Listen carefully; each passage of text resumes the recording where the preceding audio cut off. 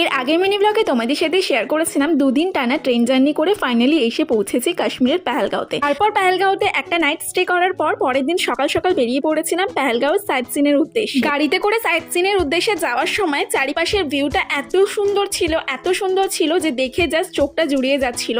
এত সুন্দর ভিউ আমি এর আগে কখনো দেখিনি, এই প্রথম এত সুন্দর মনোমুগ্ধকর একটা দৃশ্য দেখতে পেলাম। চারিপাশটা এতটাই সুন্দর, মনে হচ্ছে সৃষ্টিকর্তা নিজের হাতে ছবি এঁকে এই জায়গাগুলোকে বানিয়েছে।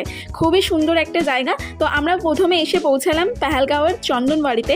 তো এখানটা দেখো প্রচুর বরফ ছিল, আমরা ভাবতে পারিনি যে এই সময় আমরা বরফ দেখতে পারবো। তো দেখো এই এত সুন্দর জায়গায় এসেছি আর ফটো তুলবো না তাই কি হয়? তো বাবানের সাথে একটু রিলসও বানিয়ে নিলাম আর আমি খুব সুন্দর করে ফটোও তুলে নিলাম। অনেক কাশ্মীরে ঘোরার এটা আমাদের প্রথম দিন ছিল আর ফার্স্ট ভিজিট করলাম আমরা চন্দনবাড়িতে। আর এই জায়গাটাও কিন্তু অনেক সুন্দর ছিল। আর পরপর অনেকগুলো মিনি ব্লগ কিন্তু আমার চ্যানেলে আসছে আর এর আগেও কিন্তু অনেকগুলো মিনি ব্লগ আপলোড করেছি, ঝটপট কিন্তু তোমরা দেখে নিও। আর দেখো অ্যাটলাস ফুচকাও খেয়ে